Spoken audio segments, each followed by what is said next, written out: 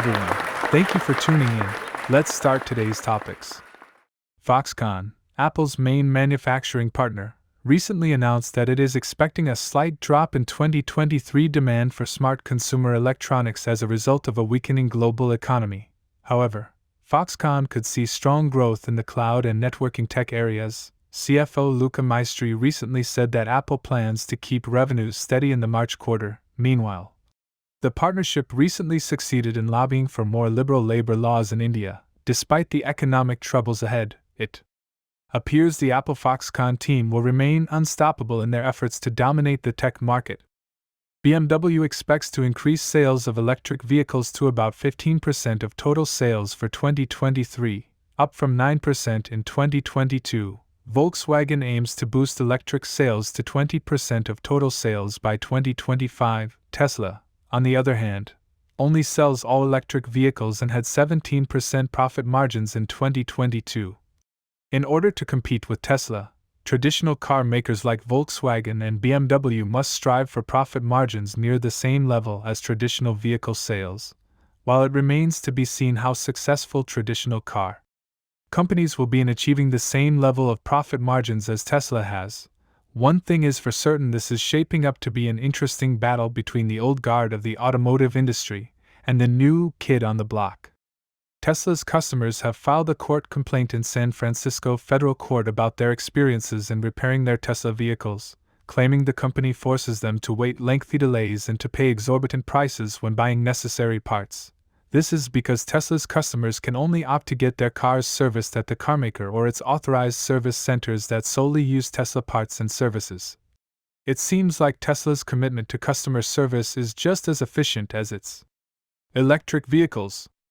Tesla has a strong foothold in providing home energy solutions, with their Powerwall and SolarCity businesses. If they were to pursue heat pump production, they could leverage their electric and thermal management capabilities from their batteries and vehicles. It could be a logical extension of Tesla's existing energy services they offer, while the potential of Tesla heat pumps is exciting. We can only hope that Morgan Stanley's predictions are proven right, so we can all benefit from the revolutionary possibilities of home heating with Tesla. Apple has consistently been more efficient than Meta when measured on revenue generated per employee. In its most recent fiscal year, Apple generated around $2.4 million in average revenue per employee, versus $1.35 million for Meta. Apple also beats out Amazon, Microsoft, and Alphabet on the same metric. Apple has managed to maintain its efficiency during the coronavirus pandemic by not overhiring. Unlike many of its peers, this ability to remain efficient without layoffs is a competitive advantage for Apple, a competitive advantage without having to resort to layoffs. It's almost like having your cake and eating it too. Morgan Stanley analyst Adam Jonas has raised concerns about Rivian Automotive's Rivian inefficiencies, which are negatively impacting their margins. He pointed out that when Tesla TSLA crossed the 50K unit milestone in 2015, it earned a positive 21.3% gross margin, ex credits, while Rivian is targeting 50K units of production this year, but is estimated to have a much lower 68% gross margin with double the capex plus opex spend. Jonas also noted that Lucid Motors LCID and other EV incumbents likely add to Rivian's headaches, as well as the sudden surge in lithium prices, issues that may necessitate a more offensive strategy in the near term. Despite these issues, Jonas maintained an overweight rating on the stock with a $26 price target. It looks like Morgan Stanley's survey results make it clear when it comes to EV stocks. There's Tesla and then there's everyone else.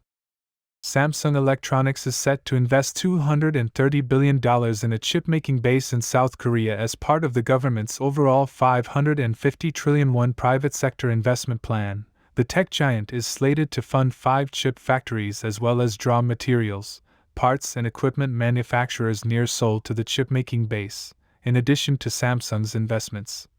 The government plans to budget $25 trillion over 5 years in R&D and will provide over $360 billion in chip packaging to develop.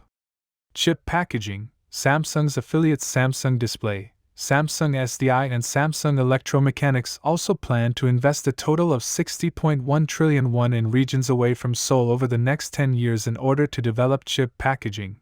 displays, and battery technology, South Korea is hoping to develop a stable supply chain and become a major player in the non-memory chip field.